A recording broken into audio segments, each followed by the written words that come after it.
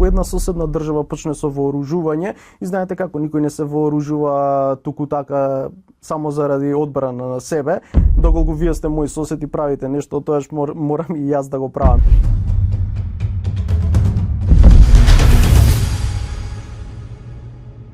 Во земјите од регионот се повеќе се говори за враќање на задолжителен воен рок, а Србија и Хрватска од почетокот на годината веќе ги променија моделите на служење на воен рок.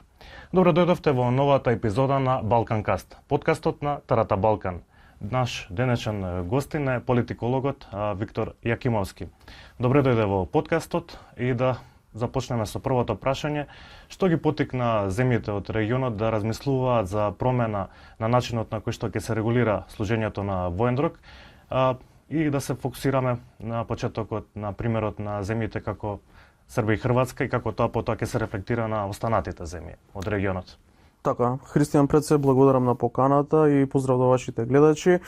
Она што ги поттикна земјите од регионот, можеме да го согледаме во случувањата, ајде да се навратиме наназад, уште од 2008, кога Русија одлучи да влезе во Грузија, ситуацијата со Абхазија и Јужна Осетија, и тогаш во Европа сериозно почна да се размислува, или барем некои земји почнаа сериозно да размислуваат дека веќе како да привршува тој сон на крај на историјата што Фукујама го нарече, и почнаа да размислуваат за еден нов концепт на тоа како ќе се бранат. Тоа особено се интензивираше во 2014 година во ситуацијата со Крим, и еве сега доколку сакате, кога ескалираше ситуацијата 2020 година повторно помеѓу Русија и Украина, случувањата кои што се во подалечниот регион или во поблискиот регион, отвара едни оправдани прашања кај јавноста и можеби кај тие што размислуваат за безбедноста и кај воените старешини, дека можеби концептот на колективна одбрана треба повторно да се стави во фокусот, и дека Балканот, како нели што важи за буре барут, секогаш ако некаде почне да чади, тука почнува да мириса на барут. Така да стребувањата можеби тука и да бидат оправдани, бидејќи сепак се работи за регион кој што има едно динамично минато и кој што има динамични односи помеѓу соседите.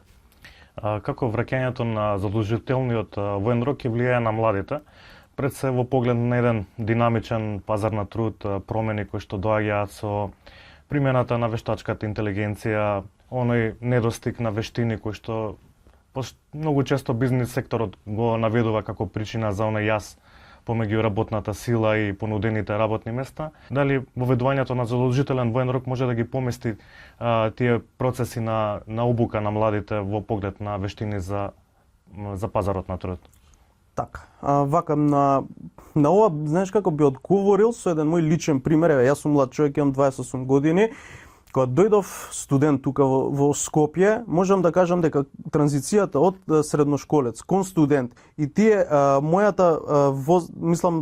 искуства помеѓу 17 и 20 години, ја не сум генерација која што служела воен рок, но тие 3 години во поглед на создавање на дисциплина, создавање на тие некои животни вештини, како да си изготвиш оброк сам, да тие некои, нели, што ги викаме ситни ствари за под дома, ми беа предизвик поради тоа што дојдов како недисциплинирана личност и сето тоа морав онака да го научам, ајде да речеме, на потешкиот пат. Следствено на тоа верувам дека барем од тој аспект војската кај младото население, без разлика, еве сега пошто денеска, нели, и женското население може да служи војска, без разлика дали станува збор за машко или за женско, од тој аспект создава еден концепт на дисциплина, создава еден концепт на подготвеност, на ладнокрвност, на соочување со животот, ајде ако можам така да го кажам, и доколку сакате тоа да го трансферираме во однос на врската помеѓу работодавач и вработен, мислам дека секој работодавач би бил задоволен од таков тип на вработен кој што ќе знае дека нема да му доцни на работа, ќе има вработен кој што ќе може да се довери на него, ќе може да истрча она што викаат американците екстра майл, така да од тој аспект на создавање на тие вредности и на таа дисциплина, мислам дека тоа е многу позитивен однос. Сега самото служење на воениот рок создава и посебна љубов према државата. Служењето во воената служба создава еден посебен вид на патриотизам, ако сакате, и мислам дополнително тој аспект може да придонесе кон кохерентноста на една група во една држава, па еве во македонски услови вие кога во една касарна ќе ставите нели некои што се етнички македонци, албанци, турци, власи, срби, роми, многу некако можеби низ тој процес да бидат надминати некои предизвици кои што ги имаме денеска како општество. Така, еден од моделите за кои што се размислува пред се во повеќе европски земји е враќањето на предметите за она што порано се нарекуваше општонаrodна одбрана и цивилна заштита. Дали може тоа да биде надоместување на потребата од служење на задолжителен воен рок и дали тие вештини се доволни за надоместување на тие предизвици? Добро, сега знаете, мене тоа некако ми е многу комунистички концепт и многу враќање во минатото. Јас, например, не се согласувам со тоа, но може да речеме да биде реобмислен предметот физичко образование или физичко воспитание и некои од тие елементи да бидат вклопени тука. Сега, мислам дека нема да го постигне тој ефект, бидејќи, еве, доколку сакате, дури минималното служење на воен рок. Да земеме дека 3 месеци ќе се служи воен рок, тие 3 месеци кога вие ќе бидете ставени во ситуација да учите преку пракса, да учите преку правење на одредени работи, мислам дека многу повеќе ќе научите, особено тој воен персонал кој што има искуство и е многу пообразован, отколку да ви дојде некој професор во средно образование и да ви кажува, не знам, како треба да се браните од потенцијален напад. Мислам, за мене тој концепт не е издржан и треба, ако веќе влеземе во таков процес, повеќе би се согласил за минимално служење на воен рок, отколку на ова. Има ли увид во македонските касарни, односно какви се условите на терен, бидејќи по укинувањето на задолжителниот воен рок, многу касарни се затворија, тие капацитети се веќе одамна заборавени. Дали државата има доволно средства и буџет тоа на некој начин многу брзо да го премости за да ја прими, еве да речеме, првата класа на кадети, односно на луѓе кои што ќе служат воен рок, бидејќи нели тие капацитети што биле градени со години веќе не постојат и колку време ќе им биде потребно за да се надоместат. Јас, бидејќи сум цивил исто како и вие, онака во однос на тоа прашање каква е состојбата, мислам дека можеби имаме мал увид и знаете како, Министерствата за одбрана и самите армии не може да бидат толку транспарентни како другите институции, што до некаде е разбирливо, бидејќи станува прашање за безбедност и за одбрана, но од она што е достапно од јавните информации, тоа што го гледаме нели еве низ медиумите или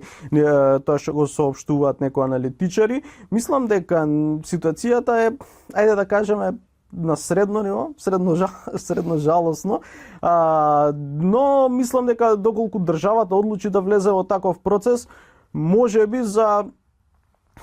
период од 9 до 18 месеци во нормални околности би биле подготвени и така еве доколку нели утре се одлучи да се отпочне процес на заведување задолжителен воен рок без да има нели исклучителни околности, мислам дека некаде до средината на 2027 државата би била подготвена. Сега во однос на тоа колку државата има средства,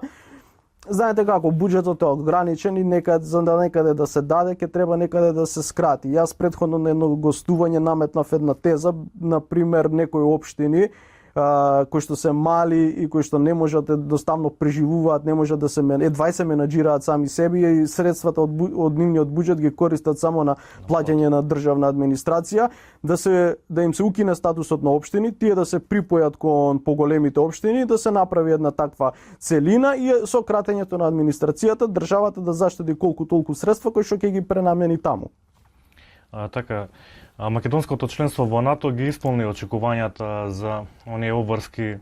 од 2% од бруто домашниот производ во однос на буџетот за одбрана. Дали можеби со вклучувањето на повеќе регрути на самото население во системот на одбрана може да ги исполниме очекувања кои што ги наметна претседателот Трамп од 5% извојување од бруто домашниот производ во однос на одбраната. Дали можеби тоа е некој реалистично сценарио и дали воопшто може така да се смета? Мислам не, но не мора да значи, бидејќи еве доколку сакате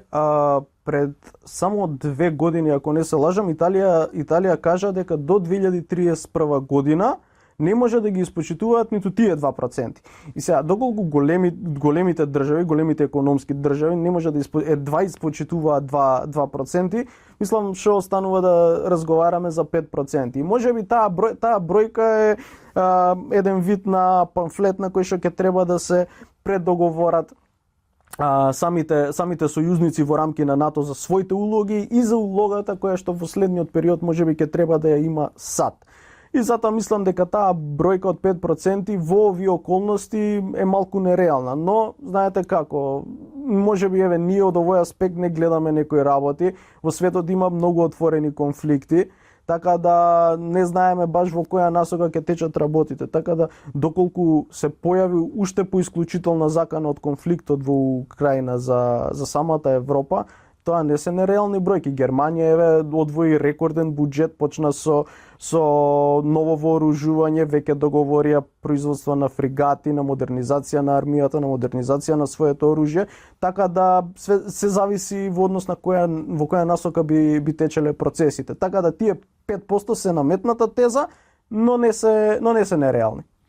Така и како што го почнавме разговорот и да го завршиме, значи тоа што го иницира Србија и Хрватска, како мислите дека ќе се рефлектира на останатите земји од регионот? Дали можеби тоа ќе биде повод и останатите да размислуваат дали да го реформираат системот на одбрана и да вклучат поголем број на рекрути во својата армија? Така, па тоа ја отвара онаа познатата безбедносна дилема. Доколку една соседна држава почне со вооружување, и знаете како никој не се вооружува туку така само заради одбрана на себе, доколку вие сте мои соседи правите нешто, тоаш морам и јас да го правам истото, и така доколку една земја од регионот го започне тој процес, веќе земјите од соседството кои што немаат баш добри односи со таа земја ќе почнат да го следат тој процес, и така да тоа ќе се прелее на целиот регион. Во балкански околности тоа е веќе познат рецепт. Така да веќе Хрватска го почна тоа, Србија според нивниот закон тие го чинам дека го нема укинато воениот рок, туку го има стајано само на стопирање, односно го има суспендирано, и законската регулатива на враќање во Србија беше многу полесна. Кај нас тоа би се одвивало во посебни фази, ќе треба да се направи посебна законска регулатива, да има законски измени, па да се обезбеди логистика, па да се обезбедат рекрути, така да кај нас веројатно ќе биде фаза плюс. Кај нас во Македонија не сум сигурен баш до кој процент можеме да разговараме за тоа. Памтам дека пред 4 до 5 години имаше една анкета каде што 34% од машкото население се изјасниле дека се подготвени во случај на војна да ја бранат државата, но знаете како и тие 34 ми се малку сомнителни. А кај нас па малку срамежливо се тестира пулсот, така да доколку ги согледаме околностите, доколку јас се прашувам, јас веќе треба да се отвори една широка јавна дебата, да се тестира јавното мислење, да излезат безбедносни експерти, да излезат воени старешини, и тоа да се види дали треба да одиме во тој правец. Така, ти благодарам за разговорот. Благодарам за поканата. Благодарам што ја слушавте новата епизода на Балканкаст, и до следната епизода останете информирани.